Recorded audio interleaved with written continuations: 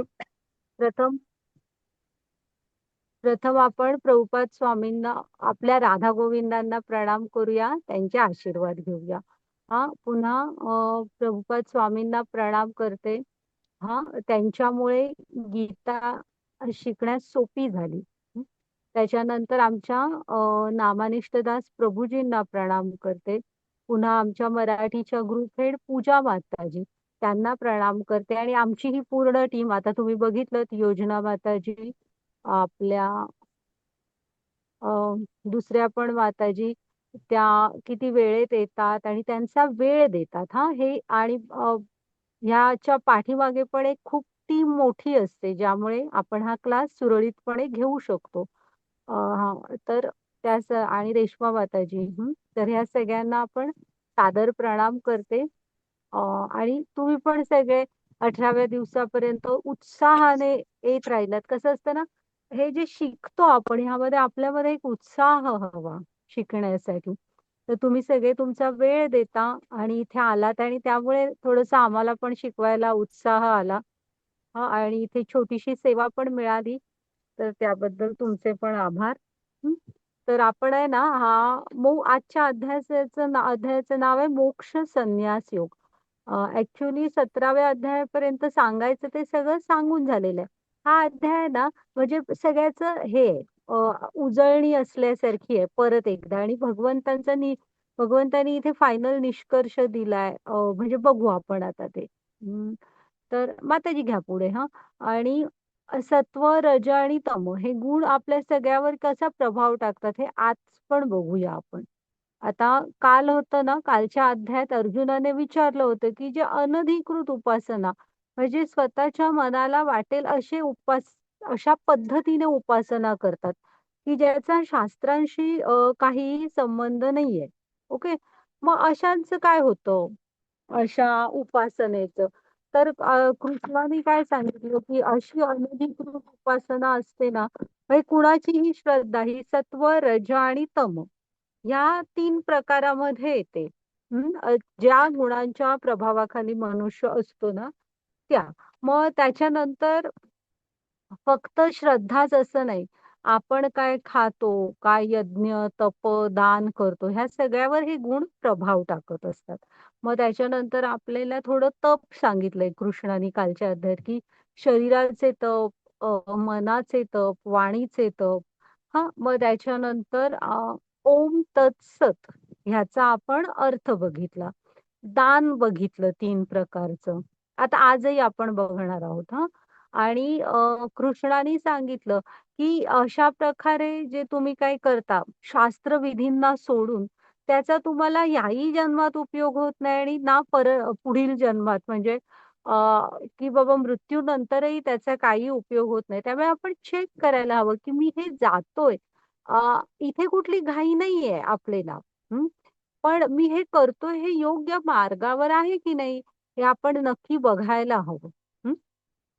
त्याच्यासाठी गुरु, साधू, शास्त्र यांचा आधार घ्यायला हवा.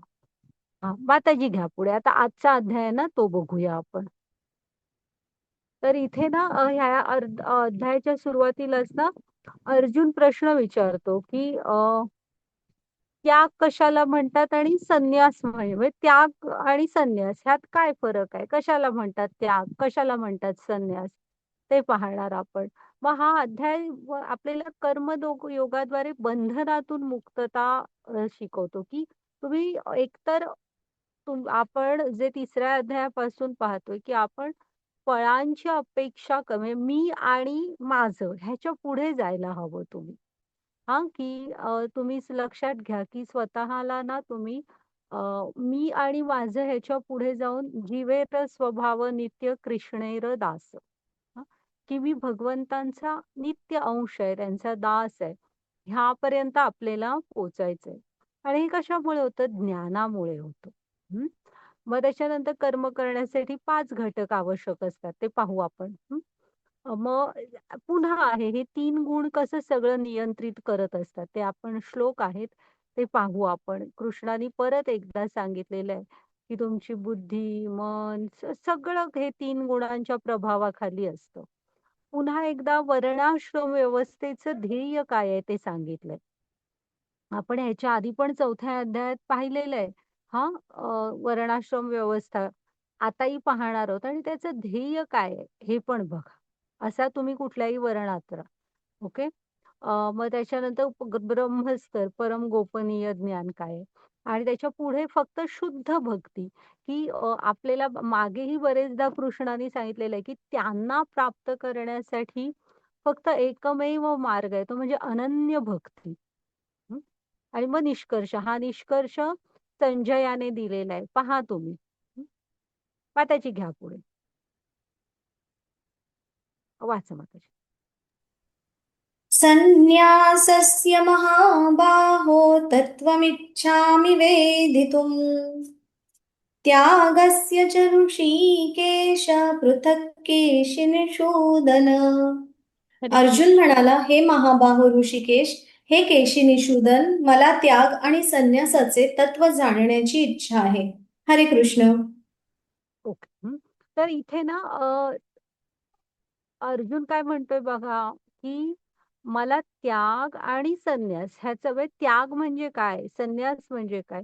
हे मला जाणून घ्यायचंय तत्वतः. हां, मग आता अर्जुनाला कृष्णाने सांगितलंय, त्याग म्हणजे कसा असतो सांगा? जेव्हा आपण कर्मफलांचा म्हणजे तुम्ही ती कर्म करत असता, पण कर्मफलांना भगवंतांना अर्पण करता. तो असतो त्याग.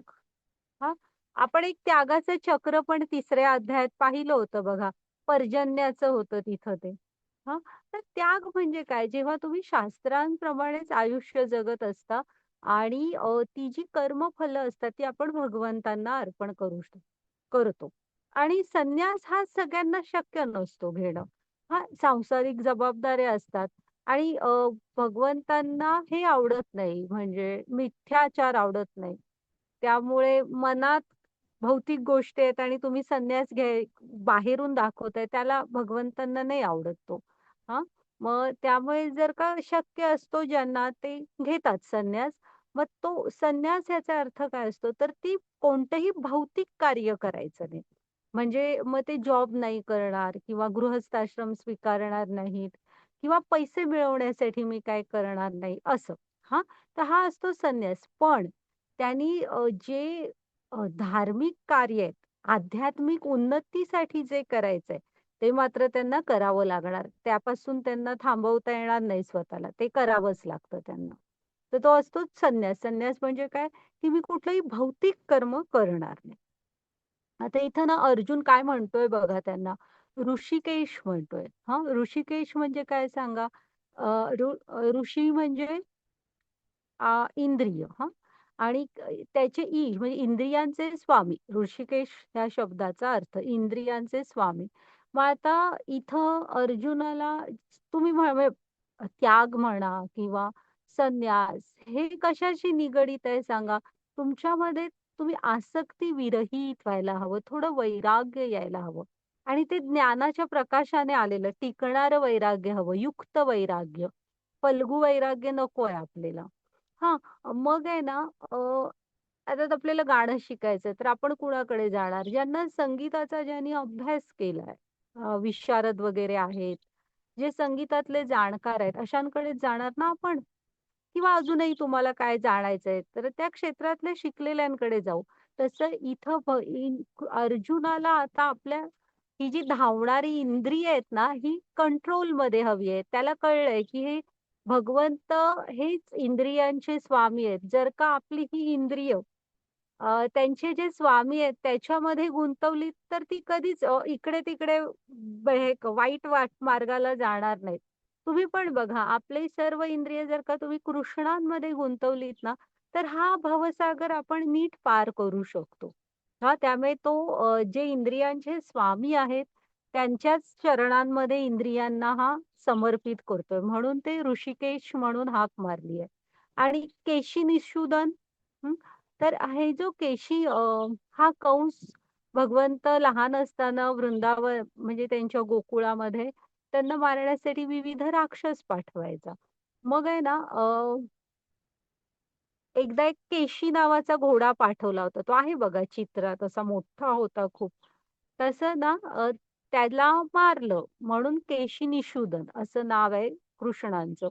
मग हा जो केशी घोडा आहे ना, त्या राक्षसाप्रमाणे आपल्या हे असतात शंका. आता गीतेची सुरुवातच अर्जुनाच्या प्रश्नाने झाली आहे. तो मोहात अडकला होता. पहिल्या अध्यायात मग तो सांगतो, मला ही 5 दुःख आहेत वगैरे.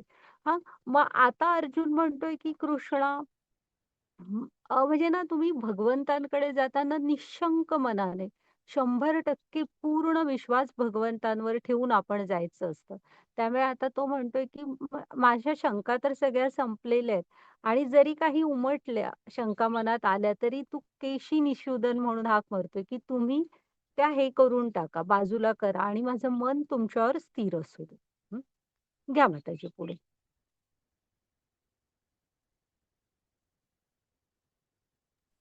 वाचा. हरे कृष्ण. का श्री भगवानुवाच काम्यानां कर्मणान्यासं सन्न्यासं कवयो विदुः सर्वकर्मफलत्यागं प्राहुस्त्यागविचक्षणाः. श्री भगवान म्हणाले, भौतिक इच्छांवर आधारलेल्या कर्माच्या त्यागाला विद्वज्जन संन्यास असे म्हणतात आणि सर्व कार्यांच्या फळाचा त्याग करणाऱ्याला बुद्धिमान लोक त्याग असे म्हणतात. हरे कृष्ण. हां, आता आपण पाहिलं ना, की संन्यास म्हणजे काय असतो, की मी भौतिक हे लाभासाठी काहीही करणार नाही. पण लक्षात ठेवा हां, की तुम्ही आध्यात्मिक प्रगतीसाठी जे करायचंय ते तुम्हाला करायचंच असतं. आणि जेव्हा आपण आहे तेच आयुष्य आहोत जिथे तसंच असतो. पण आपण आपल्या भगवंतांना पूर्ण शरण गेलेलो आहोत. जिथे आहोत तिथून आणि आपण आपली कर्मफलं भगवंतांना अर्पण करत असतो. तर तो त्याग असतो. हं. माताजी घ्या पुढे.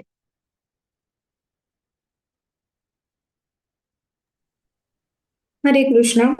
त्याज्यं दोषवदित्येके कर्म प्राहुर्मनीषिणः यज्ञदान तपः कर्म न त्याज्यमिति चापरे. काही विद्वज्जन घोषित करतात की सर्व प्रकारच्या सकाम कर्मांना दोषपूर्ण समजून त्यागले पाहिजे, परंतु इतर विचारवंतांचे असे म्हणणे आहे, यज्ञ, दान आणि तप अशा कर्मांचा कधीही त्याग करू नये. हरे कृष्ण. हां, सर्व प्रकारच्या सकाम कर्मांना दोषपूर्ण समजून त्यागले पाहिजे. हां, असं असं काही विद्वज्जनांचं म्हणणं आहे. पण कृष्ण इथे काय म्हणतायत बघा आणि म्हणजे आता इथे पुढे कृष्ण पण सांगतायत बघा हां, की यज्ञ, दान आणि तप अशा कर्मांचा कधीही त्याग करू नये. आता पुढच्या ह्याच्यात का करू नये ते आहे. हां, त्यामुळे कुठे कधीही लक्षात ठेवा, की आपण भक्तीमध्ये आलो म्हणजे मला जप करायची काही गरज नाही. तप म्हणजे दान धर्म करायची काही गरज नाही असं नाही. ही जे 3 गोष्टी आहेत, तुम्ही मनुष्य आहोत आपण थोडी उच्च चेतनेमध्ये आहोत ना बाकीच्या प्राण्यांपेक्षा. ह्याच गोष्टी आहेत ज्या आपल्याला पेक्षा वेगळं करतात. नाहीतर भागवतममध्ये मनुष्यांना पण मग जर का तुम्ही हे काही करत नसाल, भगवंतांशी जोडले वगैरे जात नसाल, तर द्विपाद पशु म्हणूनच मनुष्यांचं पण वर्णन केलेलं आहे. शास्त्रांच्या दृष्टीने आपण द्विपाद पशुच ठरतो. त्यामुळे आपण यज्ञ, दान आणि तप ह्याचा कधीही त्याग करायचा नाही हां. यज्ञ म्हणजे काय? आता कलियुगाचा यज्ञ तुम्हाला कालच मी सांगितलं. बाकी तर काय मनुष्यांना वेळ नाही, पैसे नाहीत, अशी हजार कारणं असतात. त्यामुळे कलियुग हे सगळं त्यांना माहीत होतं. त्यामुळे त्यांनी आधीच सांगितलंय, कलियुगमध्ये तुम्ही हरिनाम जरी घेतलत तरी बास आहे. त्यामुळे आपण जप करायला हवा आणि तो कसा करायचा? कर्तव्य म्हणून. तेही पुढे सांगितलंय बघा. दान काल आपण पाहिलं. अवश्य दान करा आणि दानामुळे आपल्या हृदयामध्ये आपलं हृदय हे राहतं, मृदुता म्हणजे आपण प्रेमळ पण राहतो, सौम्य राहतो आपला स्वभाव.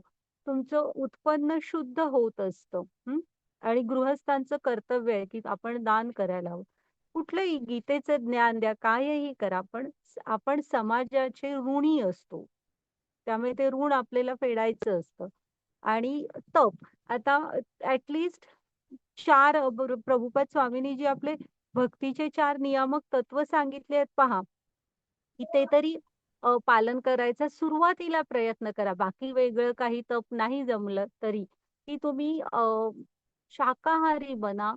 हं. कारण पोट जेव्हा भरतंय, आपल्याला जिवंत राहण्यास पौष्टिक असं सुंदर व्यवस्थित जेवण मिळतंय, मग आपल्याला दुसऱ्या प्राण्यांना मारायची काही गरज नाही. इथे जीवन-मरणाचा प्रश्न नाहीये. हां, मग त्याच्यानंतर कुठल्याही प्रकारचं व्यसन नका करू. कारण काय माहित आहे का कोणाला व्यसन का करू नका म्हणतात? कसं असतं ना, आपण आधीच भगवंतांच्या विस्मरणात आहोत. मायेने आपल्याला ताब्यात घेतल्यामुळे आपला आणि भगवंतांचा काय संबंध आहे हे आपण विसरलेले आहोत. आणि जेव्हा माणसं व्यसन करतं, तेव्हा त्यांना त्यांचं नाव, घराचा ॲड्रेस सुद्धा आठवत नाही.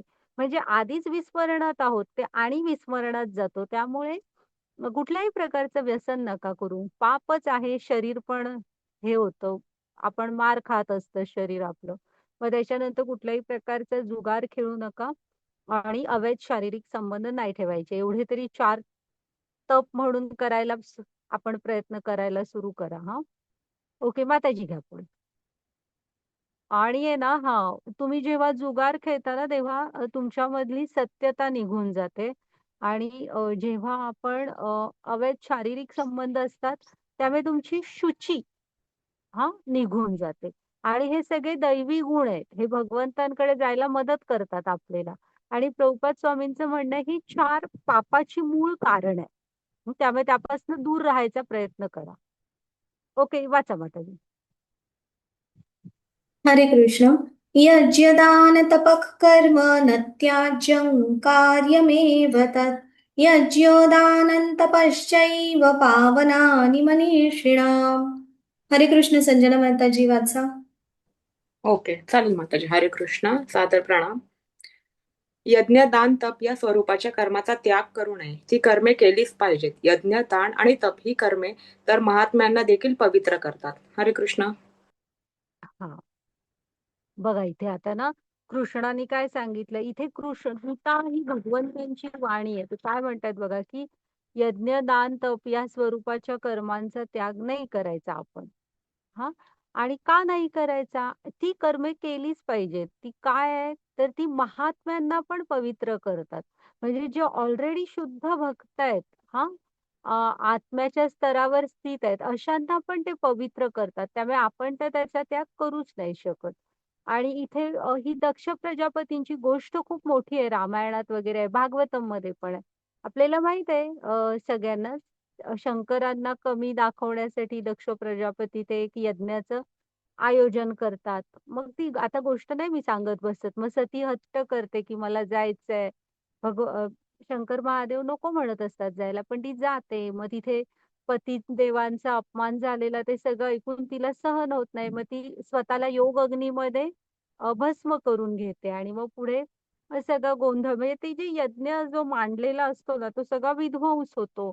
मग शेवटी ब्रह्मा प्रकट होऊन ह्यांना काय सांगतात शंकरांना, की हा यज्ञ आहे, हा सुरू झालाय, तर तो पूर्ण पण व्हायला पाहिजे. तुम्ही दक्षांना हे करा, जिवंत करा.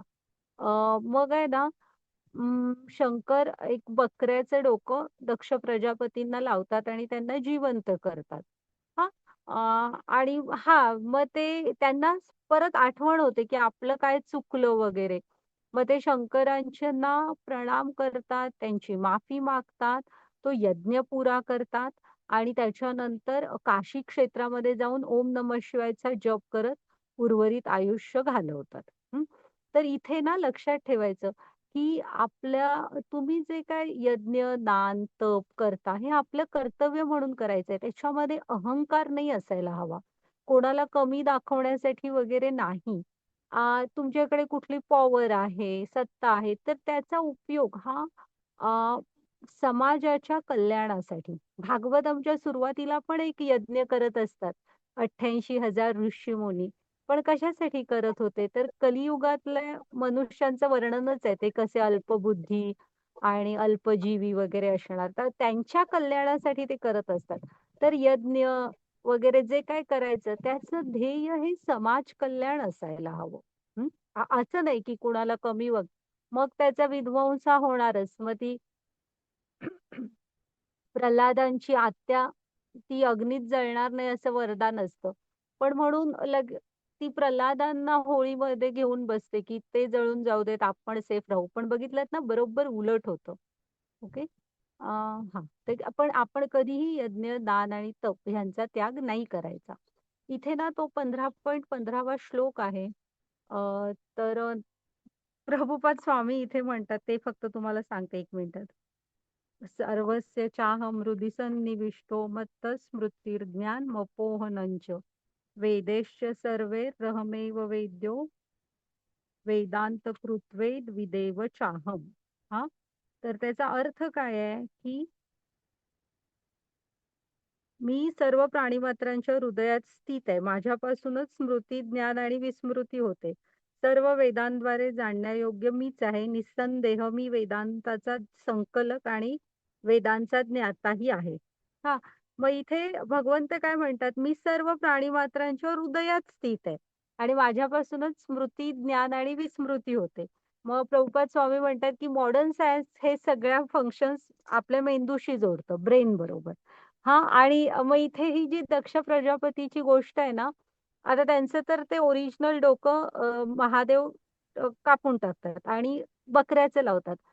पण त्यांच्या सगळं त्यांना आठवणीत असतं. अ, आणि बरोबर कृष्ण तेच सांगतायत ना, मी हृदयात आहे आणि माझ्यापासूनच स्मृती, ज्ञान आणि विस्मृती होते. त्यामुळे प्रभुपाद स्वामी म्हणतात, हे सायंटिस्टनी साठी शोधायचा विषय आहे. नक्कीच अजून ॲडव्हान्स स्टडी करायचा. हां, माताजी घ्या पुढे.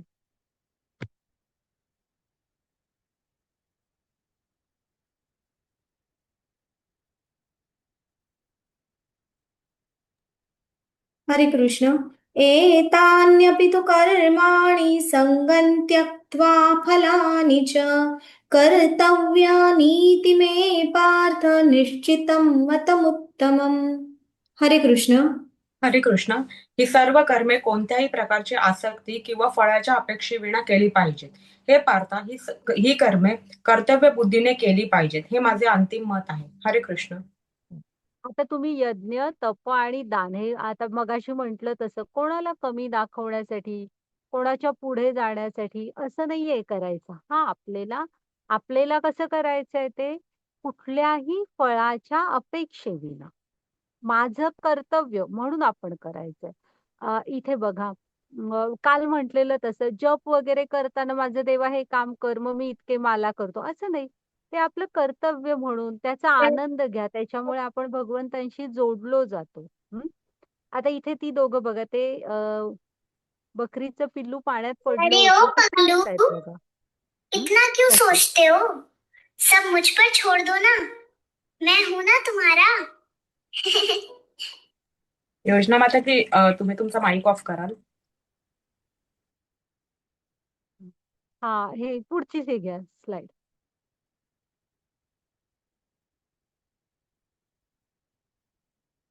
हरे कृष्ण. हे महाभाऊ अर्जुन, वेदांतानुसार सर्व कर्मांच्या सिद्धीची 5 कारणे आहेत. ती कारणे माझ्याकडून समजून घे. कर्माचे स्थान म्हणजे शरीर, कर्ता, विभिन्न इंद्रिये, अनेक प्रकारचे प्रयत्न आणि शेवटी परमात्मा, ही ती 5 कारणे होत. म्हणून जो मनुष्य या 5 कारणांचा विस्तार न करता स्वतःलाच एकमेव कर्ता मानतो, तो खचितच मूर्ख आहे आणि तो गोष्टींना यथार्थ रूपात पाहू शकत नाही. हरे कृष्ण. हां, आता ना आपण कुठलंही कर्म जेव्हा करतो, आपलं शरीर वापरून आपण करतो. मग आपल्याला इथे कृष्ण काय सांगतायत बघा, कुठलंही कर्म करण्यासाठी 5 घटक आवश्यक आहेत. कोणते बघा, की पहिल्यांदा ते स्थान. आता इथे ही कपड्याचं दुकान चालवणारी बाई आपण घेऊया. तर पहिल्यांदा तिचं एक ते दुकान, की बाबा ते कुठं असणार, ते स्थान गरजेचं आहे. मग ती स्वतः जे दुकान ती चालवणार. मग त्याच्यानंतर ती विभिन्न इंद्रिये, की ती तिचं शरीराचे हात, पाय, डोळे वगैरे असं सगळं वापरूनच म्हणजे बाजारात मोठ्या मार्केटमध्ये जाईल, होलसेल, तिथनं माल खरेदी करेल वगैरे. हां, आणि अशी म्हणजे वेगवेगळे इंद्रिय हवी. बेरी म्हणजे हिशोब करायला वगैरे. हां. मग त्याच्यानंतर हवं अनेक प्रकारचे प्रयत्न. असं तुम्ही अचानक काय होत नसतं. कुठलंही कर्म करण्यासाठी तुमचे प्रयत्न हवेत. हां. आता इथे पण असतातच ना, की मग ते कुठले मार्केटचा अभ्यास करून कुठे स्वस्त मिळतं तिथनं आणायचं. आलेल्या ग्राहकांना ते कपडे दाखवायचे, घड्या घालून ठेवायचे, कधी सेल लावायचे वगैरे. हं. आणि मग त्याच्यानंतर परमात्मा. हा भगवंतांची हे असावी लागते की परवानगी स्वतः भगवंतांची. हा हे 5 घटक कुठलंही कर्म करण्यासाठी आवश्यक असतात. मग आता आपण काय म्हणू की प्रत्येक घटक हा 20-20% लागतो. तसं नाहीये. हे बाकीचे 4 100% जरी असले आणि परमात्म्याची भगवंतांची परवानगी नसली तर आपण इथे काहीही करू शकत नाही. हं. माताजी त्या पुढच्याला पण क्लिक करा. आता इथे त्यांनी एक बिल्डिंगचं उदाहरण दिलंय. हां, आलं पहा ते. आता आपण बघते आता हा टॉवर एखादा उभा वगैरे करायचा असला, तर ते पण तसंच, की तुम्हाला ते स्थान हवं, करता म्हणजे वेगवेगळ्या टीम हव्या म्हणजे ते इंजिनिअर, आर्किटेक्ट आणि बांधकाम कामगार असं बरंच काय-काय. मग तुमची इंद्रिय ते वापरूनच आपण ती कामं करतो. मग प्रयत्न हवेत. हां. आणि आपण बघतो कधी-कधी काही गोष्टी अपुऱ्या पण राहतात. सगळं असतं तरी पण. हां, का तर भगवंतांची संमतीशिवाय आपण इथे काहीही करू शकत नाही. हं. हे लक्षात ठेवायचं, की हे भगवंतांचं जग आहे आणि ते चालवायला समर्थ आहेत. हां, माताजी पुढे घ्या. हां आणि आपल्याला ना आता विषय निघाला तर इथे एक स्वातंत्र्य आहे मर्यादित. म्हणजे गाय वगैरे अशी बांधलेली असते झाडाला आणि मग तिची दोरी जेवढी लांब आहे तेवढ्यामध्ये ती फिरून गवत वगैरे खाऊ शकते. तर तसं एक मर्यादित स्वरूपाचं स्वातंत्र्य आपल्याला इथे भगवंतांनी दिलेलं आहे. नाहीतर आपण म्हणणार, "मामा उपयोग काय तुम्ही आम्हाला इकडे पाठवून." पण तरी सुद्धा की भगवंतांच्या परवानगीशिवाय आपण इथे काहीही करू शकत नाही. त्यामुळे त्यांची परवानगी नसली तर इथे काहीच होणार नाही. हं. हां, वाचा माताजी. आता ना हे वेगवेगळ्या गोष्टींवर 3 गुण कसे प्रभाव टाकत असतात पहा. हो, हरे कृष्ण. प्रकृतीच्या 3 गुणांवर आधारित 3 प्रकारचे ज्ञान. 18.20 ज्या ज्ञानामुळे अनंत रूपात विभाजित असलेल्या सर्व जीवांमध्ये एकच अविभक्त आध्यात्मिक स्वभाव दिसून येतो, त्या ज्ञानाला तू सात्विक समज. 18.21 ज्या ज्ञानामुळे एखादा मनुष्य विभिन्न शरीरात भिन्न भिन्न प्रकारचा जीव पाहतो, ते ज्ञान राजस ज्ञान होय असे जाण. 18.22 ज्या अत्यल्प आणि तुच्छ ज्ञानामुळे मनुष्य सत्य न जाणता एकाच प्रकारच्या कार्यास सर्वस्व समजून त्यावर आसक्त होतो, ते ज्ञान तमोगुणी होय. हरे कृष्ण. हां, आता पहा हां, की ज्ञान कसं असतं सत्व, रज, तम. मग ज्या ज्ञानामुळे तुम्ही आपण तो 5व्या अध्यायातला श्लोक सांगितलेला आहे ना, एक ज्ञानी नम्र पुरुष कुणाला पहा म्हणतात, की जे ज्ञानाच्या नजरेने एक गाय, कुत्रा, हत्ती, चांडाळ, ब्राह्मण ह्या सगळ्यांना समस्तरावर पाहतात. मग ते काय पाहतात? सम तर त्यांच्यामध्ये काही नाहीये. तर ते त्यांच्या हृदयातले भगवंत पाहतात. हं. तर ही झाली ज्ञानाची दृष्टी आणि त्यासाठी आपण प्रार्थना करतो सुरुवातीला, की ओम अज्ञानतिमिरांधस्य ज्ञानांजनशलाकया चक्षुरुन्मीलितं येन तस्मै श्री गुरवे नमः. की गुरूंना आपण प्रार्थना करतो, की ती ज्ञानाची दृष्टी मला द्या. ते गुरु देत असतात. अभ्यास देतो शास्त्रांचा. हां, मग जेव्हा ज्ञानात स्थित असतो, तेव्हा आपल्याला हे आपण असं पाहू शकतो. मग असे जे ज्ञान असतं ना, त्याला सात्विक. मग जे हा कुत्रा, हा मांजर असं करतो, ही राजसिक बुद्धी झाली. आणि तमोगुण म्हणजे तुम्हाला म्हटल्याप्रमाणे इथे फक्त अज्ञान असतं, अंधकार.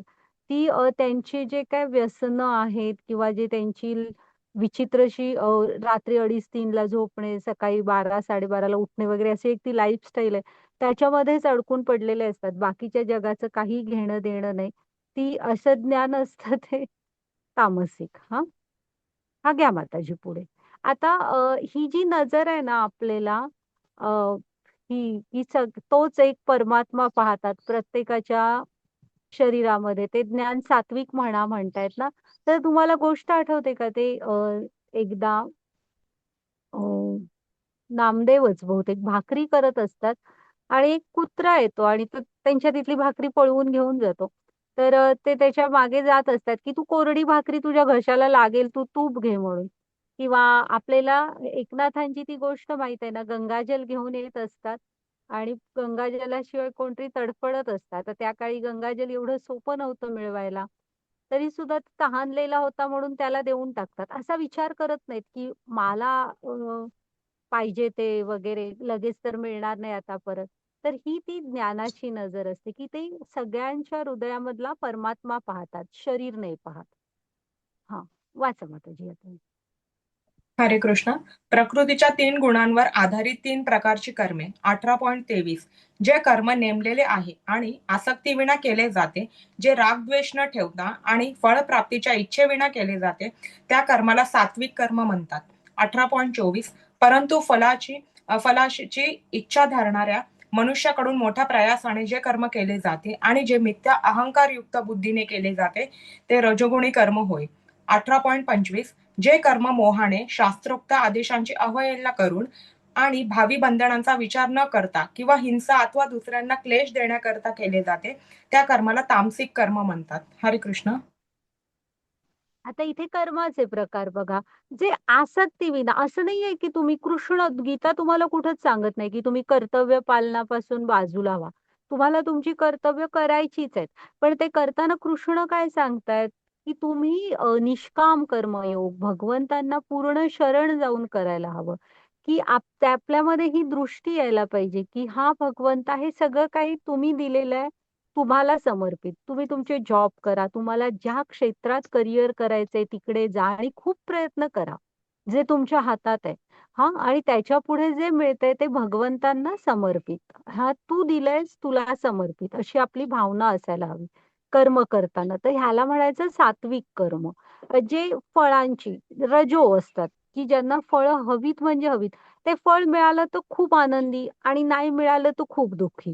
बरं एक मिळालं रे मिळालं, की दुसऱ्याच्या मागे लागतात. असं पण नाही एक मिळालं त्यात मी समाधानी आहे. कारण त्यांची ती वृत्तीच नसते. ते नुसते धावत असतात. तर ही रजोगुणी कर्म झाली.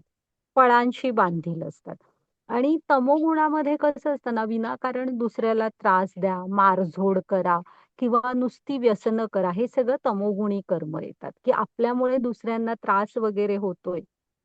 अ, कुटुंबियांना त्रास होतोय वगैरे हे काही ती पाहत नाहीत. हे सगळं तमोगुणातलं येतं.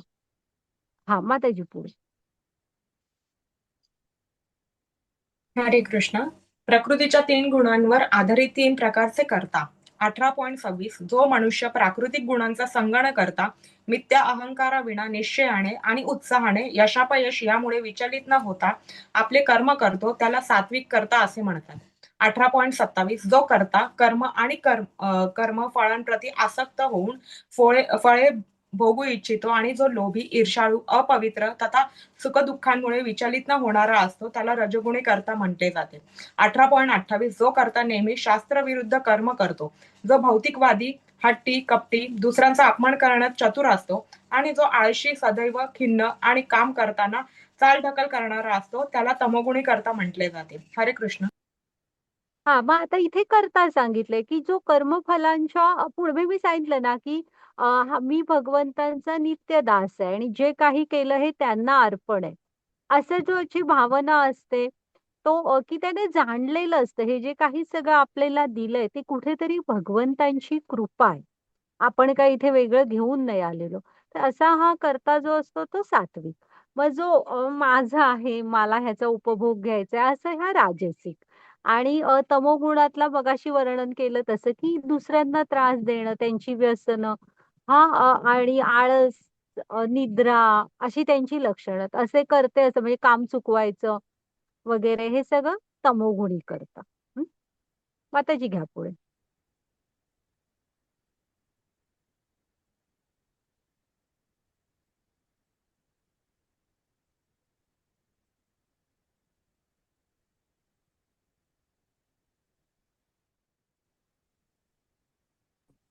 हरे कृष्णा. प्रकृतीच्या 3 गुणांवर आधारित 3 प्रकारची बुद्धी. 18.30 हे पार्थ ज्या बुद्धीद्वारे मनुष्य प्रवृत्ती आणि निवृत्ती, कार्य आणि अकार्य, भय आणि निर्भयत्व, बंधन आणि मोक्ष यांना जाणतो ती सात्विक बुद्धी होय. 18.31 हे पार्थ जी बुद्धी धर्म आणि अधर्म, कार्य आणि अकार्य यामधील भेद जाणू शकत नाही ती राजसिक बुद्धी होय. 18.32 भ्रम आणि अंधकाराच्या प्रभावामुळे जी बुद्धी धर्माला अधर्म आणि अधर्माला धर्म समजते आणि सदैव विपरीत मार्गाने कार्य करते, ती बुद्धी म्हणजे तामसिक बुद्धी होय. हरे कृष्ण. हां. आता ना इथं बुद्धीविषयी सांगितलंय, की ज्याच्या प्रवृत्ती आणि निवृत्ती म्हणजे काय करायचं आणि काय नाही करायचं हे ज्याचं भान जे ठेवतात. तर इथं अर्जुन आणि आपल्याला कन्फ्युज व्हायला होतं, अर्जुन पण झालाच होता. तर त्यांनी काय केलं, त्यांनी वरिष्ठांचं मार्गदर्शन घेतलं, तो शरण गेला गुरूंना. हा, तर कसं असतं ना, आपणही कन्फ्युज झालो तर आपण भगवंत म्हणजे कुणाचं तरी मार्गदर्शन घ्यायला हवं, लक्षात ठेवा. पण काय करायचं आणि काय नाही करायचं, काय योग्य काय अयोग्य ह्याचे जाण असते त्यांना, ती बुद्धी सात्विक असते.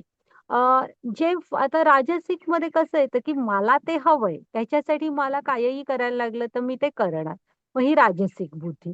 आणि हे तमोगुणातले असतात ना, त्यांचं कसं असतं माहितीये, ते अधर्मालाच धर्म मानतात. त्यांनी ठरवलेलंच असतं की जे म्हणजे अधर्म म्हणजे काय, जे शास्त्रांमध्ये लिहिलंय की तुम्ही करायचं नाहीये, ते ती बिनधास्तपणे करतात. ह्याला तामसीपणा म्हणतात. हा, की ते अधर्मालाच धर्म त्यांनी मानलेलं असतं आणि तसेच वागत असतात.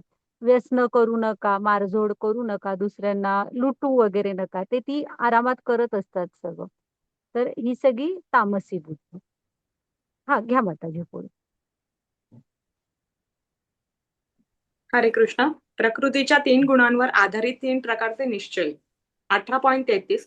हे पार्थ, जो निश्चय अचल आहे, जो योग अभ्यासाद्वारे दृढपणे धारण केलेला आहे आणि अशा रीतीने जो मन, प्राण आणि इंद्रियांच्या क्रियांना संयमित करतो, तो निश्चय म्हणजे सात्विक निश्चय होय. 18.34. परंतु हे अर्जुन, ज्या निर्धाराने मनुष्य धर्म, अर्थ आणि काम यांच्या फळांवर आसक्त असतो, तो निश्चय राजसिक निश्चय होय.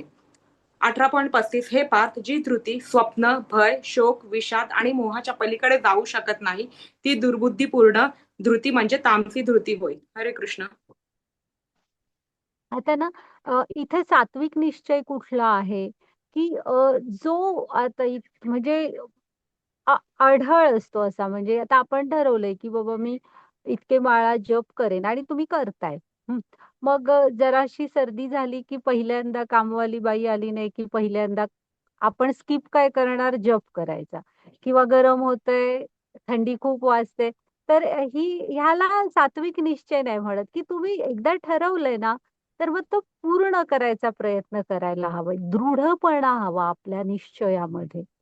हा, तो बघा त्यांनी काय सांगितलंय की जो निश्चय अचल आहे, जो योगाभ्यासाद्वारे दृढपणे धारण केलेला आणि ज्याने मन, प्राण आणि इंद्रियांच्या क्रियांना संयमित केलंय. म्हणजे पुन्हा पहिला तो शरीराचा रथ आठवा की ज्याच्या बुद्धीने मनावर ताबा आहे आणि तुमचं मन ताब्यात असलं की इंद्रिय ताब्यात असतात. तर असा निश्चय हा सात्विक असतो. हं. आता जो म्हणजे निश्चय तुम्ही केलाय, पण मला हे पाहिजे आहे म्हणून मी केलाय. तर तो राजसिक झाला, की मला हे हवंय, ते फळ त्याच्यासाठी मी प्रयत्न करतोय, तर तो राजसिक झाला. आणि इकडे तामसिक असा असतो, की अ, त्यांचं मगाशी म्हटलं ते जे अज्ञानात व्यसनी वगैरे असतात, तेच मिळवण्यासाठी त्यांचा निश्चय असतो. आपल्या अशा वागण्यामुळे बाकीच्या कुटुंबाचे हाल होत आहेत, मुलांचे, बायकोचे वगैरे ह्याच्याशी त्यांना काही घेणं-देणं नसतं. हं. तर त्यांचा तो निश्चय तो तामसिक निश्चय झाला. किंवा विनाकारण मीच इथला सर्वचा काय सार्वभौम आहे ते प्रूव्ह करायसाठी मारझोड कर वगैरे हे सगळं तामसीमध्ये येतं. हां. हां, घ्या माताजी पुढं. हरे कृष्ण. प्रकृतीच्या 3 गुणांवर आधारित 3 प्रकारचे सुख. 18.37. जे सुख आरंभी विषासमान प्रतीत होत असूनही शेवटी अमृततुल्य असते आणि जे मनुष्याच्या ठिकाणी स्वरूप साक्षात्काराची जागृती करते, त्या सुखाला सात्विक सुख म्हटले आहे. 18.38. इंद्रियांचा विषयांशी संयोग झाल्याने प्राप्त होणारे सुख प्रारंभी अमृतासारखे भासते, परंतु शेवटी ते विषाप्रमाणे असते. अशा सुखाला राजसिक सुख म्हटले जाते. 18.39. आणि जे सुख स्वरूप साक्षात्काराकडे लक्ष देत नाही, जे आरंभापासून शेवटपर्यंत मोहमयी असते आणि जे निद्रा, आळस आणि प्रमाद यापासून उत्पन्न होते, त्या सुखाला तामसिक सुख म्हटले जाते. हरे कृष्ण. हां. आता ना इथे सुखाचं हे लक्षात ठेवा हां. सात्विक सुखाविषयी कृष्ण का असं म्हणतायत, की आरंभी विषासमान वाटेल, पण ते अंततः अमृत आहे. तर म्हणजे कसं आता आपल्याला ना तुम्ही पहा, की प्रभुपाद स्वामींनी पण सांगितलेलं आहे, की आपली दिनचर्या आता 8 आणि 9 ला उठतात. 10 वाजता पण उठतात असं नाही. तुम्ही तुमच्या दिवसाची सुरुवात ही लवकर करायला पाहिजे. जर का पहाटे लवकर थोडं उठाल ना 5च्या आसपास, अगदी 4 नाही पण 5, 5:15 तर तुमचा जपही होईल किंवा तुमचे व्यायाम असेल, तुमचा अभ्यास असेल, तर तो काळ खूप एकाग्रतेचा असतो. त्यामुळे ते तुमचं होऊन जातं आणि त्याच्यानंतर मग तुमचं जे दिवसभरातलं काम आहे, ते पुढे 10 पासून संध्याकाळी 5 पर्यंत करून संध्याकाळचं जेवण आटपून तुम्ही लवकर झोपू पण शकाल. मग सुरुवातीला त्रास होतो लवकर उठताना वगैरे, पण हीच म्हणजे मनुष्याच्या शरीर ह्याच जीवन पद्धतीसाठी बनलंय आणि त्याचं दिवसाच्या शेवटी तुम्ही मोकळे निवांत असता, की सगळं कामही आटपलं आणि शांतपणे झोपी जाऊ शकता. त्यामुळे भक्ती वगैरे सुरुवातीला त्रासदायक वाटेल पण त्याचा अंत हा अमृतासारखा आहे. आणि ते कसं असतं सात्विक सुख म्हणजे काय आहे? मुख्य म्हणजे त्याचं ध्येय स्वरूप साक्षात्काराची जागृती. म्हणजे कुठेतरी दुसऱ्या अध्यायात आपण शिकलेलो आहे, की आत्मा आणि परमात्म्याचा संबंध काय आहे? तो कसा जोडायचा? ह्याच्यासाठी म्हणजे आपल्या आध्यात्मिक उन्नतीसाठी थोडं जो प्रयत्न करतो ते सात्विक सुख. सुरुवातीला त्रासदायक वाटेलही, पण शेवट अमृतासारखा असतो. मग आता इंद्रिय विषयांची सुख, काल आपण राजसिक लोकांना आवडणारं जेवण पाहिलं होतं, की तेव्हाच तुम्हाला म्हटलं होतं, ते छान वाटेलही तुम्हाला रोज तसं तळलेलं चमचमीत पावभाजी वगैरे अशा टाईप बटाटे वडा वगैरे खाणं. पण ते रोजचं नाहीये ना तुमचं अन्न. तुम्ही रोजच तसं खाणार म्हटल्यावर पित्त होईल, मळमळ होईल, कुठे पोट बिघडेल हां. तर आणि हे छोटं उदाहरण झालं, पण आयुष्यभर हे झालं की ते झालं की ते, 2 फ्लॅट झाले, तिसरं काहीतरी, 2-4 गाड्या झाल्या आणि घेतो. असं जर का तुम्ही धावत राहिलं ना, होतं काय, की ह्या मनुष्य जीवनाचं खरं ध्येय हे भगवंतांशी नातं जोडणं आहे. हां, हे मनुष्य शरीराचं. त्यामुळे आपण हे सगळं करा, पण थोडा तरी स्वतःच्या आध्यात्मिक उन्नतीसाठी वेळ द्यायला हवा. नाहीतर मग काय होतं, हे शरीर आहे ना, हे एका सर्टन एज पर्यंतच 70-80 आता तेवढं पण नाही, पण धरा तुम्ही चालू शकतं. मग ती आपण किती कशाचा उपभोग घेणार सांगा? आणि त्या वेळात ना भक्ती पण नीट होत नाही. त्यामुळे हे राजसिक सुख झालीत. आणि हे जे तमोगुणी असतं ना, हे म्हणजे ते सुरुवातीला पण विषच आहे आणि शेवटी पण. म्हणजे आता तुम्ही वाममार्गात असलात, तर पोलिसांचे ससेमिरे, समाजापासून पळणे हे सुरू असतं. व्यसनं करत असाल, तर शुद्धीत आलं की व्यसन करायचं, अ, बेशुद्ध व्हायचं. मग त्याच्यानंतर दवाखाने वगैरे ते मागे लागतात. घरातल्यांना पण शांतता नाही.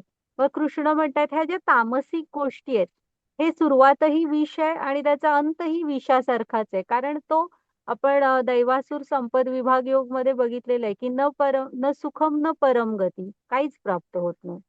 हं. ओके, घ्या माताजी पुढे. आणि ना तो असा विचार जे कृष्ण जे मुकुंद त्यांचं नाव आहे, जे आनंदाचा उगम आहे, त्यांच्या भक्तीमध्ये का सुखाचा अनुभव येणार नाही सांगा? ती म्हणजे अमृताहुनी गोड नाम तुझे देवा वर्णन केलेलं आहे ना, ते आहेतच अमृतासारखे. आता त्या एका माताजीनी कविता म्हटली ना, की ज्यांनी इतकं सुंदर जग निर्माण केलंय, ते स्वतः किती सुंदर असतील पहा आणि त्यांच्याबरोबरचे तुमचे अनुभव पण अत्यंत सुंदरच असणार आहेत. हं. वाचा माताजी. हरे कृष्ण. प्रकृतीच्या 3 गुणांवर आधारित 3 प्रकारचे स्वभाव.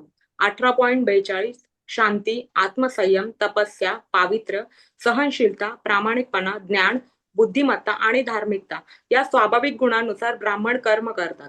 18.43 शौर्य, तेज, निर्धार, दक्षता, युद्धामध्ये धैर्य, औदार्य आणि नेतृत्व या स्वाभाविक गुणांनुसार क्षत्रिय कर्म करतात. 18.44 कृषी, गोरक्षा आणि व्यापार हे वैश्यांचे स्वभावजन्य कर्म आहे आणि श्रम व इतरांची सेवा करणे हे शूद्रांचे कर्म आहे. हरे कृष्ण. हां. आता ना हे ज्या त्या काय म्हणतात वर्णानुसार गुण दिलेले आहेत, की हे बघा शास्त्र काय म्हणतं, हे एवढे मोजून गुण असल्याशिवाय तुम्ही ब्राह्मण असू नाही शकत. हां, की त्यांच्यामध्ये शांती, आत्मसंयम, तपस्या, पावित्र्य, सहनशीलता, प्रामाणिकपणा, ज्ञान, बुद्धिमत्ता आणि धार्मिकता. ह्या ॲट अ टाईम एवढ्या गोष्टी आहेत तर तुम्ही ब्राह्मण आहात. हे आणि आपल्या शास्त्रांप्रमाणे असं कागदोपत्री हे येत नव्हतं. वर्ण ते आपण तो 4था अध्यायात श्लोक आहे, मला पाठ नाहीये. पण त्याच्यात गुणकर्म विभागशः असा शब्द आहे, की तुम्ही ह्या जे वर्णाश्रम व्यवस्था आहे त्याचे कर्ते भगवंत आहेत. पण ती कशी आहे? गुणकर्म विभागशः. तुमच्यातले गुण ओळखा, तुम्ही कुठल्या गुणात आहात आणि तुम्हाला काय कर्म करायला आवडतं आणि त्यानुसार तुम्ही ते निवडायचंय. आता पुढे तो श्लोक आहे, सांगते तेव्हा. हां. आणि जर का तुम्ही म्हणजे संन्यासाची वगैरे तुम्हाला आवड आहे, तर ते उगाच तो संन्यास टिकणार नाही. हे गुण हवेत तुमच्यामध्ये, तर तो राहणार. नाहीतर मग ते मर्कट वैराग्य होतं. हां, तर हे ब्राह्मणांचे गुण आहेत. मग हे 43व्या श्लोकात जे आहेत, हे क्षत्रियांचे आहेत, की ज्यांना ॲडमिनिस्ट्रेशन. आता क्षत्रिय म्हणजे काय? आर्म फोर्सेसमध्ये किंवा ॲडमिनिस्ट्रेशनमध्ये जातात. त्यांच्यामध्ये हे गुण हवेत. त्यांना आपल्या स्वभावतःच तुम्हाला हे करायची आवड हवी.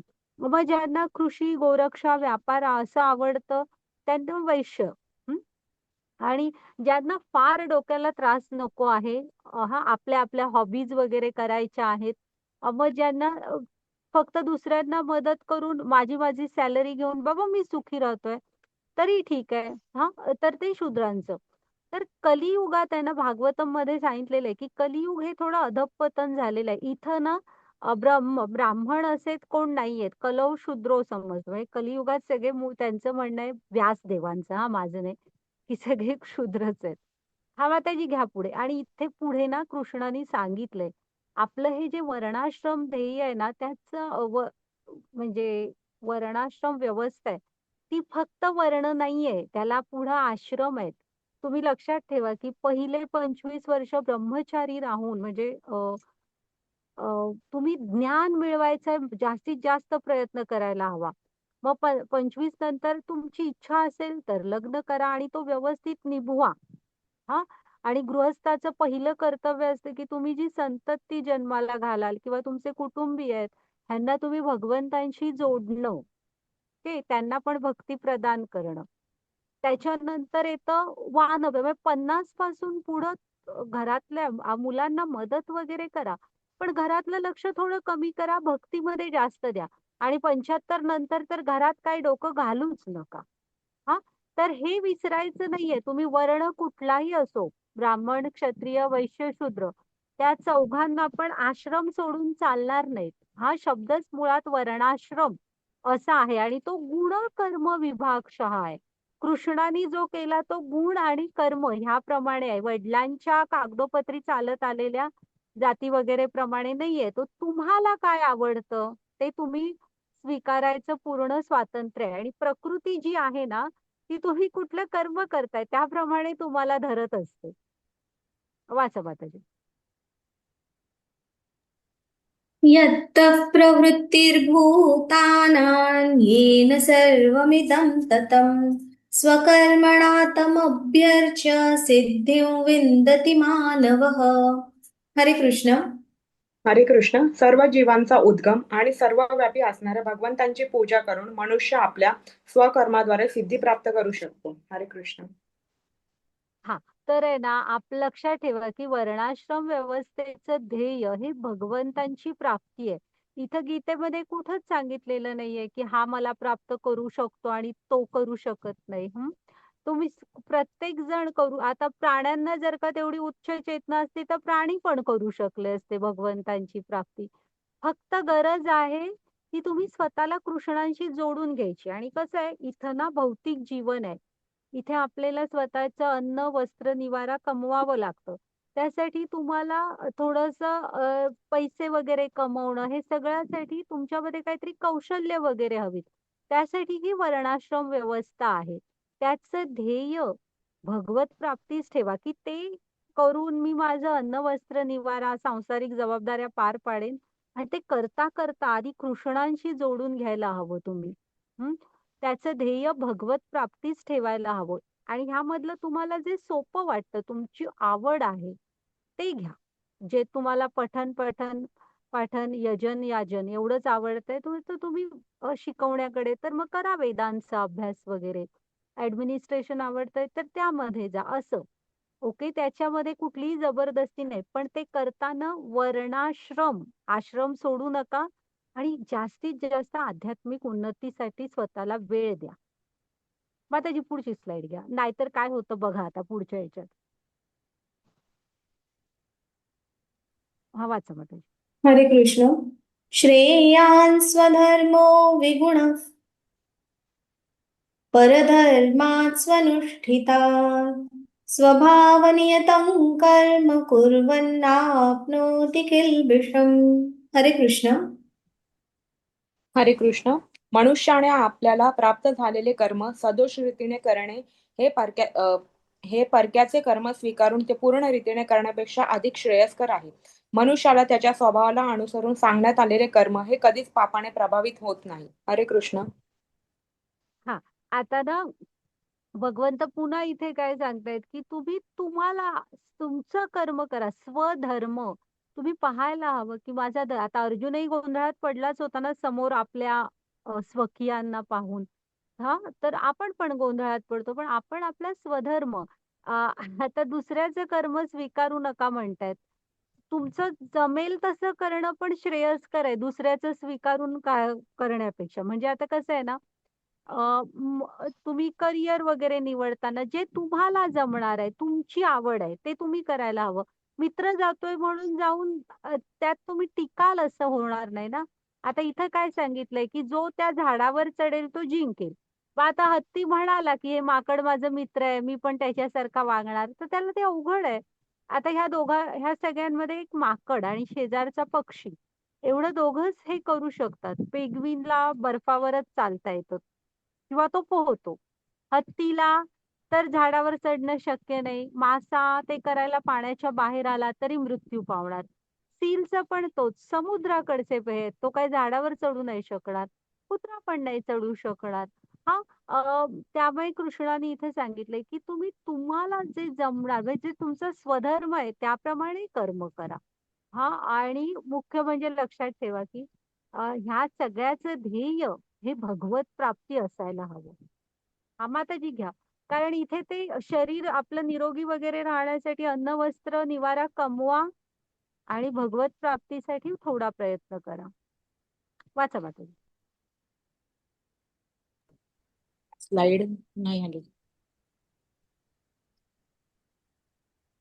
आलीये माताजी. हो, आता आली मला. हरे कृष्ण.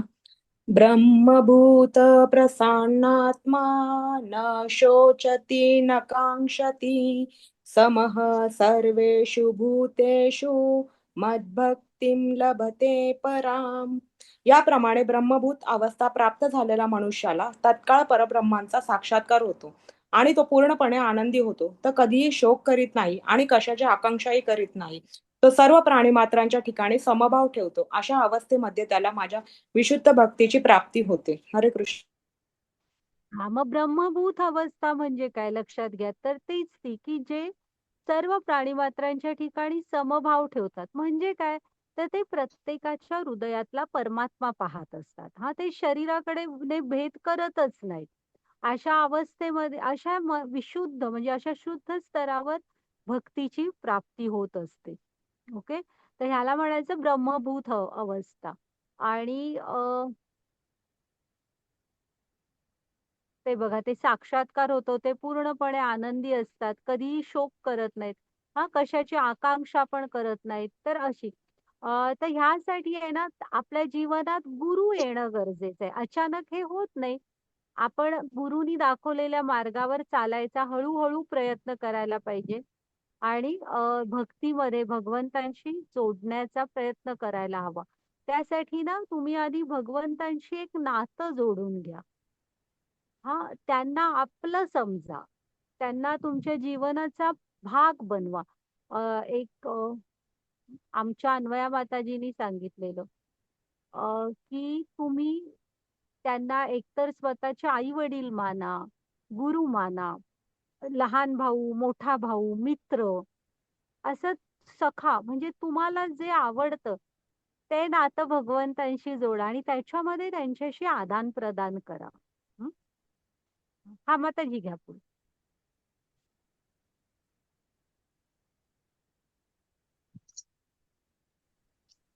भक्त्या मामभिजानाति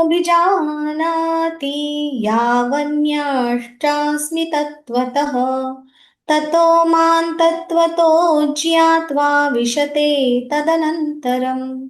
हरे कृष्ण. हरे कृष्ण. मनुष्य मला माझ्या पुरुषोत्तम भगवान या यथार्थ स्वरूपात केवळ भक्तीद्वारेच जाणू शकतो. अशा भक्तीद्वारे मनुष्य जेव्हा माझ्या भावनेने पूर्णपणे युक्त होतो तेव्हा तो भगवत धामात प्रवेश करू शकतो. हरे कृष्ण. हा हे आता भगवंतांचं गोलोकधाम वैकुंठधाम अशी आहेत बघा कसं अत्यंत सुंदर असं त्या चित्रात पण दिसतंय. हा तर भगवंत काय सांगतायत आता इथं त्यांनी सांगितलंय का मला हा प्राप्त करू शकत नाही मला तो प्राप्त करू शकत नाही. ते काय म्हणतायत बघा मला माझ्या पुरुषोत्तम भगवान या यथार्थ रूपात केवळ भक्तीद्वारे म्हणजे भगवंतांकडे जायचा मार्ग एकच आहे भक्ती. आणि भक्ती म्हणजे काय भक्तीची व्याख्या काय आहे भगवंतांची दिव्य प्रेममय सेवा. हा मग ते आपण भगवंतांच्या सेवेमध्ये स्वतःला वेगवेगळ्या स्वरूपांमध्ये जे काय तुम्ही करताय जिथं आहात तिथून सोडून घ्या कुठे काय सोडून जायची गरज नाहीये. ती भावना आपल्यामध्ये यायला पाहिजे की हा भगवंता हे सगळं तुम्ही दिलंय ही तुमची कृपा आहे आणि जे केलं ते तुम्हाला अर्पण आहे. हं? अं, आणि आपण भगवंतांना केवळ भक्तीद्वारेच जाणू शकतो जसे जसे हे पायी हळूहळू चाला मुखाने हरिनाम बोला. इथे कुठला हायवे नाही पकडायचा आपल्याला हळूहळूच जायचंय. हा आणि त्यांचा भक्ती ही दाखवायची गोष्ट नाही ती अनुभवायची गोष्ट आहे. हा जेव्हा मग बघा भक्तीद्वारे मनुष्य माझ्या भावनेने युक्त होतो तेव्हा तो भगवत धामात प्रवेश करू शकतो. हा बा त्याची घ्या पुढे.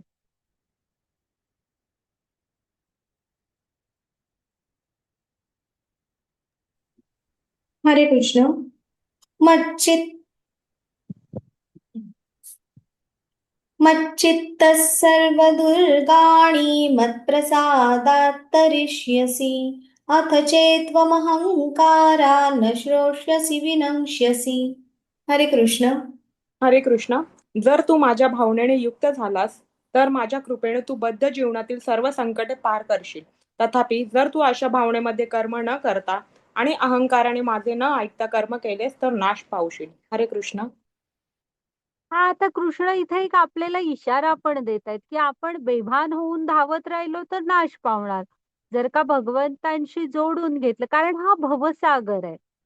हा ही त्यांनी आधी आपण शिकलेलो आहे आता गीतेमध्ये की भगवंतांची माया ही खूप दुस्तर आहे. एकट्याने तुम्ही पार नाही करू शकत. त्यामुळे भगवंतांशी जोडून घेतलो तर आपण अगदी म्हणजे हेच जन्म मृत्यू जरा व्याधी ह्यातनं भगवंतांच्या साथीने हळूहळू बाहेर पडू. हम्म हा घ्या माझ्याची पुढे.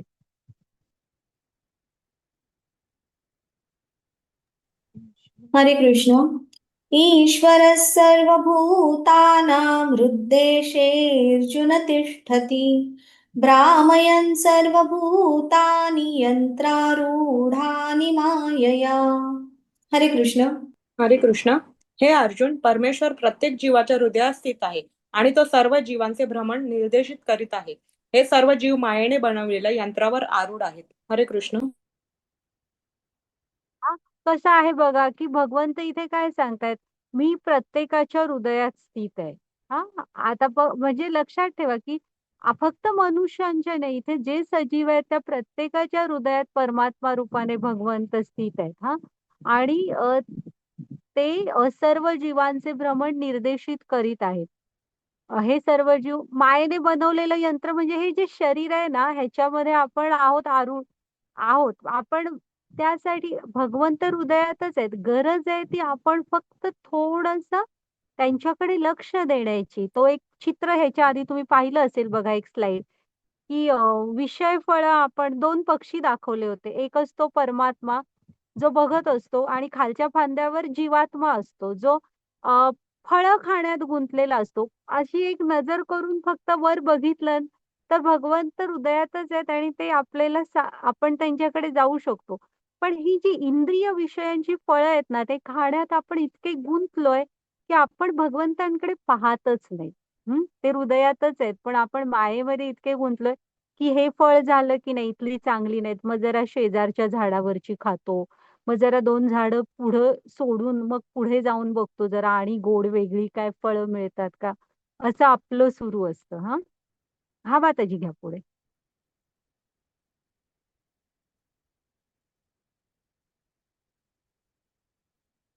हरे कृष्णा. 18.62 हे भारता पूर्णपणे त्याला शरण जा. त्यांच्या कृपेने तुला दिव्य शांती आणि सनातन परमधामाची प्राप्ती होईल. 18.63 याप्रमाणे मी तुला अत्याधिक गुह्य ज्ञान सांगितले आहे. याचा पूर्णपणे विचार कर आणि तुझ्या इच्छेस जे येईल ते कर. हरे कृष्ण. आता कृष्ण काय सांगतायत बघ, त्यामुळे तू पूर्णपणे भगवंतांना आपण शरण जायला हवं. हां, आपल्यामध्ये ती शरणागती हवी आणि त्यामुळेच आपल्याला आपण तो 5.29 ज्याला शांती मंत्र म्हणतात, तो श्लोक पण बघितलेला आहे. शांती तुम्ही भगवंतांना जाणलत ना, तर आपल्याला शांतता बाहेर शोधायची गरज नाही. ती आपल्या हृदयात प्रकट होणार. हां, आणि भगवंतांच्या धामाची प्राप्ती होऊ शकते. आणि इथे कृष्ण बघा काय सांगतायत, एवढी गीता सांगितली भर महायुद्धाच्या मध्ये उभं राहून. तर ते काय सांगतात म्हणजे भगवंत कसे आहेत बघा, उगाच ते भगवंत नाहीयेत. त्यांच्यामध्ये वैराग्य आहे. आपण षड ऐश्वर्यांमध्ये बघितलं ना, त्यांच्यामध्ये एक गुण आहे. त्या 6 ऐश्वर्यांमधला वैराग्य. ते इथे काय सांगतायत बघा, की मी तुला एवढं गुह्य ज्ञान असं सांगितलेलं आहे. मग तू ह्याचा विचार कर आणि तुझ्या इच्छेला येईल ते कर. ते म्हणताय आता ते अर्जुनाला सांगितलं, असं केलंस तर असं होणार, तसं केलंस तर तसं होणार आणि आता सांगताय तुझी इच्छा, तू काय करायचंय ते कर. म्हणजे एक नात्यामध्ये फ्रीडम द्यायचं असतं. ते बघा ते की हां, माताजी घ्या पुढे.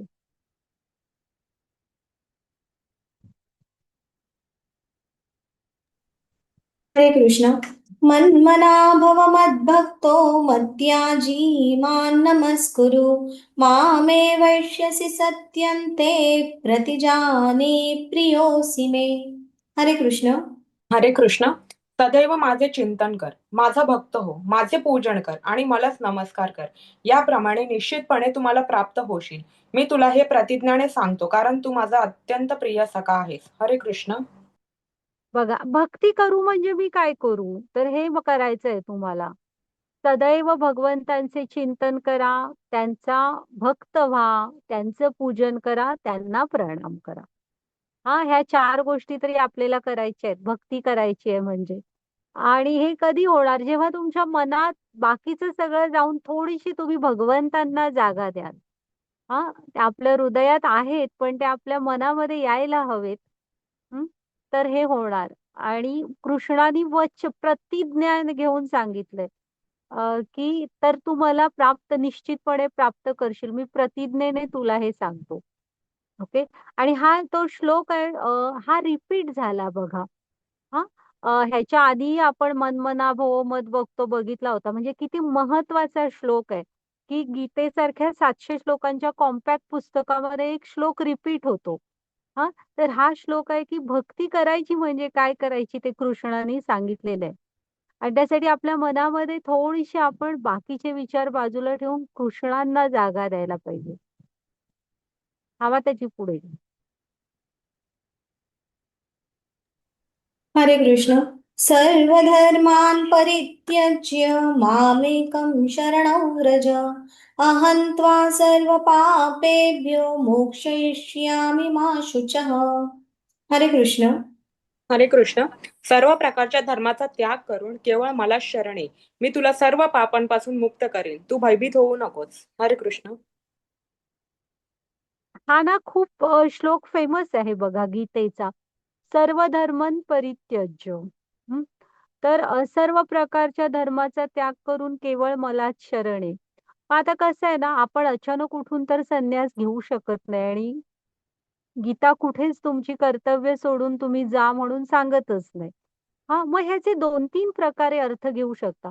हा जो संन्यासाचा आहे ना, अन्वया माताजींनी आमच्या सांगितलं होतं, की हे गुरु तुम्हाला सांगणार. आधी तुमच्या जीवनात गुरु यायला हवेत आणि भगवंतांच्याच कृपेने गुरु येत असतात आणि गुरूंच्याच कृपेने भगवंतांची प्राप्ती होणार. हं. मग गुरूंच्या मार्गदर्शनाखाली आपल्याला पुढे जात राहावं लागणार आणि योग्य वेळेस गुरु तुम्हाला सांगणार काय करायचं. त्यांच्या निर्णयाप्रमाणे संन्यास घ्यायचा असतो. तो एक झाला. मग त्याच्यानंतर दुसरा इथे काय, की कधी-कधी आपल्याला वाटतं ना, की माझं जीवन हे असं आहे. मी जाऊ शकतो का भगवंतांकडे? ते माझा स्वीकार करतील का? तर असा विचार करू नका. तुम्ही जिथे आहात तिथून भक्तीला सुरू करा. भगवंत सगळ्यांचा स्वीकार करतात. आणि ती चतुश्लोकी गीतेमध्ये कृष्णाने 10व्या अध्यायात सांगितलेलं आहे बघा, की तुमची इच्छा आहे ना, तर पुढचे मार्ग कृष्णच तुम्हाला आपोआप दाखवणार त्यांच्याकडे यायचे. हां, त्यामुळे असा विचार करू नका, की माझा स्वीकार करतील की नाही. जिथून आहात तिथून भक्तीला सुरू करा. ओके. असा तो दुसरा अर्थ तुम्ही घेऊ शकता. आणि बाकी सगळं सोडा आणि भगवंतांना जा तुम्ही शरण, ते नक्की स्वीकार करतील आणि सर्व पापांपासून मुक्त करतील. भिवू नका हां. हा मग त्याची घ्या पुढे. आणि ते आहेतच अखिलम मधुरम आहेत. त्यामुळे त्यांच्याकडे जायला म्हणजे तुम्ही भक्तीचा अनुभव घ्यायचा असतो, की ते किती सुंदर असे आहेत. ते आता त्या मधुराष्टकममध्ये एका श्लोकात 8-8 वेळा मधुर म्हटलंय. म्हणजे किती मधुर आहेत बघा. हां, वाचा. हरे कृष्ण. 18.67. जो तप करत नाही, जो भक्त नाही, जो भक्तिमय सेवा करीत नाही, तसेच जो माझा द्वेष करतो, त्याला हे परमगुह्य ज्ञान कधीही सांगू नये. 18.68. जो मनुष्य भक्तांना हे परमगुह्य रहस्य सांगेल, त्याला निश्चितपणे शुद्ध भक्तिमय सेवा प्राप्त होईल आणि अंततः तो माझ्याकडे परत येईल, यात मुळीच संशय नाही. 18.69. त्याच्यापेक्षा मला अधिक प्रिय असा कोणीही सेवक या जगामध्ये नाही, तसेच त्याच्यापेक्षा अधिक प्रिय असा कोणीही होणारही नाही. हरे कृष्ण. आता ना इथे भगवंत काय सांगतायत बघा, की ज्यांना ह्याची आवड नाहीये, त्यांना तुम्ही माझ्याविषयी सांगूच नका. जे भगवंतांचा द्वेष वगैरे करतात हां. त्यांना हे परमगुह्य ज्ञान तुम्ही सांगू नका असं म्हणतायत. पण आपण इथे एक चान्स घेतो आणि अज्ञानात आहेत ना लोकं, त्यांना माहीत नसतं. म्हणून आपण हे गीतेचं ज्ञान प्रचार, प्रसार करायचा प्रयत्न करतो. जरी भगवंत नको म्हटले तरी. का करतो सांगा? कारण आपल्या गुरूंचा आदेश आहे. हं. प्रभुपाद स्वामींना त्यांच्या गुरूंचा आदेश होता. संत हे नवनीत समान म्हणजे त्यांचं हृदय खूप कोमल असतं. त्यांना करुणा असते हृदयामध्ये. त्यामुळे ते अज्ञानी लोकांना बघून त्रास होतो आणि ते ह्या ज्ञानाचा प्रचार, प्रसार करायचा प्रयत्न करतात, की अज्ञानात असलेल्या लोकांना थोडंसं भक्ती कळेल. म्हणून आपण इथे एक चान्स घेतो आणि भगवंतांच्या ह्या गीतेचा प्रचार, प्रसार करायचा प्रयत्न करतो.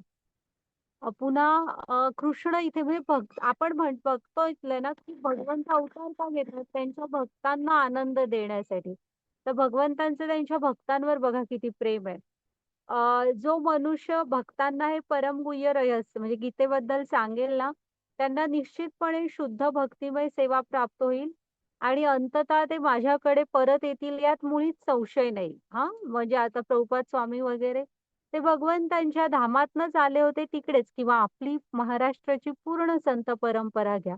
सगळी गीतेभोवती फिरणारी आहे.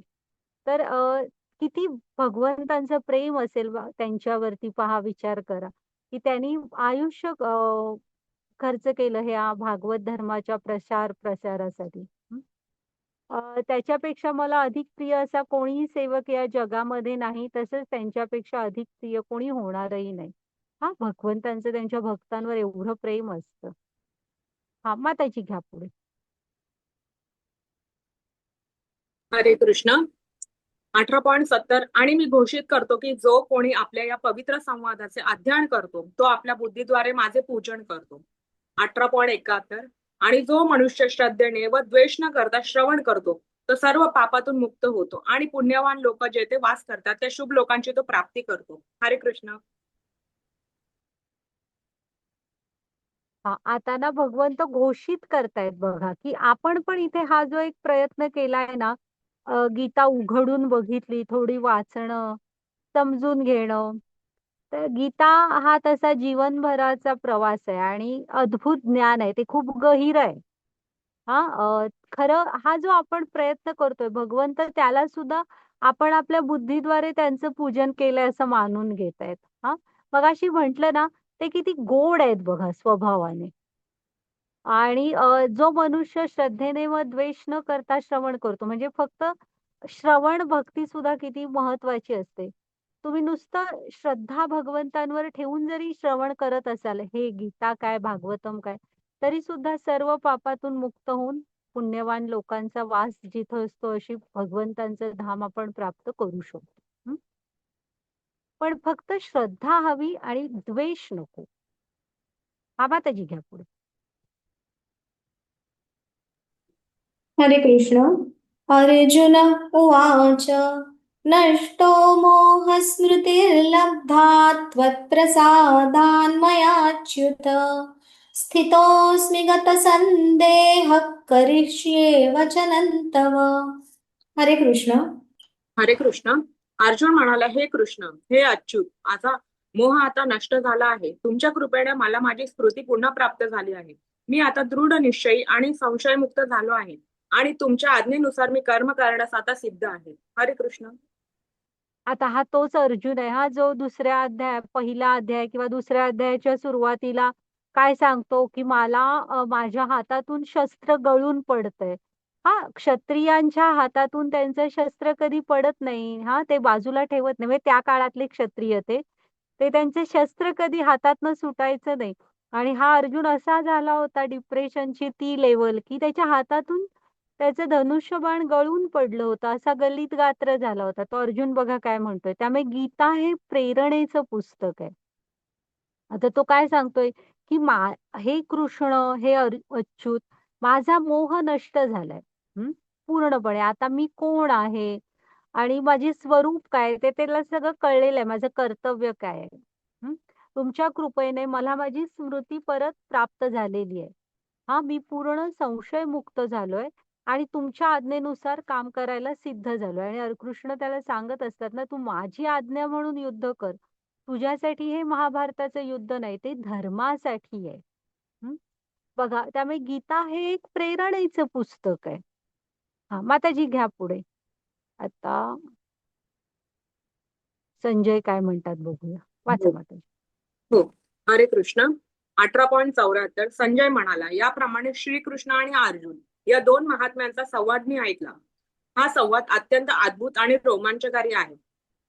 18.75 योगेश्वर भगवान श्रीकृष्ण अर्जुनाला हे परमगुह्य ज्ञान प्रदान करीत असताना केवळ व्यास कृपेनेच मी साक्षात श्रीकृष्णांच्या मुखातून हा परम गोपनीय योग ऐकला आहे. 18.76 हे राजन, श्रीकृष्ण आणि अर्जुन यांच्या या अद्भुत आणि पवित्र संवादाचे वारंवार स्मरण होऊन मला प्रतिक्षण पुन्हा पुन्हा हर्ष होत आहे. हरे कृष्ण. आता संजयाची अवस्था किती छान आहे बघा. त्याला कसं वाटतंय, त्याच्या या तुम्ही हे पुन्हा वाचा, तुम्हाला जाणवेल की या त्याच्या या शब्दांमधून त्याला किती हर्ष, आनंद मिळालाय.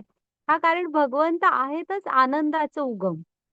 तर ते तो सांगतोय की बघा ना, मला अद्भुत आणि रोमांचकारी आहे. ते मुखातून ऐकला ना, त्यामुळे अद्भुत आणि पवित्र संवादाचे त्याला वारंवार स्मरण होऊन प्रतिक्षण पुन्हा पुन्हा हर्ष होतोय. हं? हा, माताजी घ्या पुढे. हरे कृष्ण. हा, हे हे राजन, तेच आहे.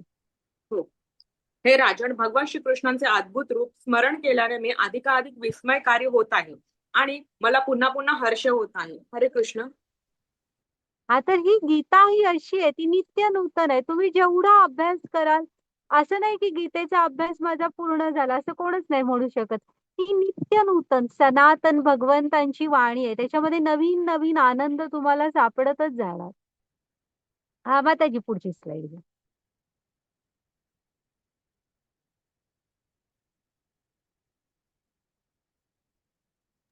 हरे कृष्ण.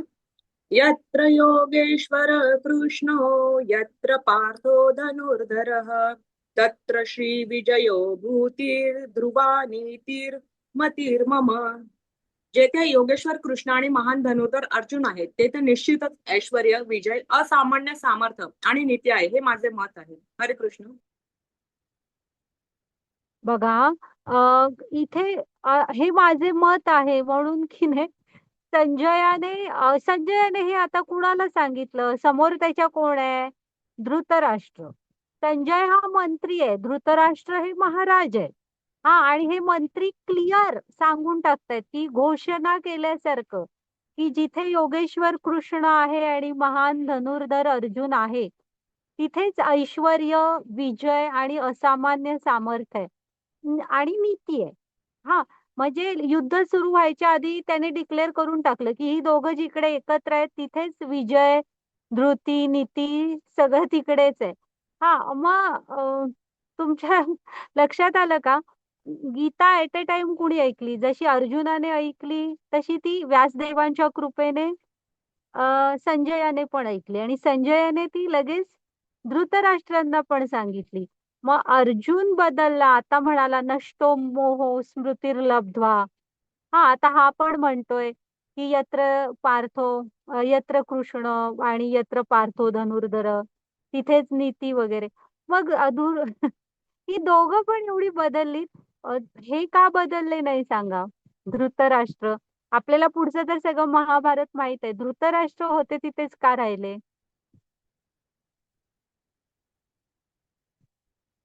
पुत्र प्रेमाचं. सांगा तुम्हाला जे वाटतं ते. तसं काही प्रॉब्लेम नाही, म्हणजे काय असं उत्तर असं खरं बिरं असं नाही.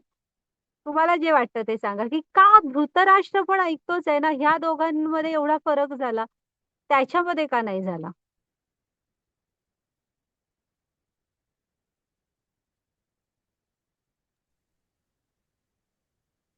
हरे कृष्ण माताजी.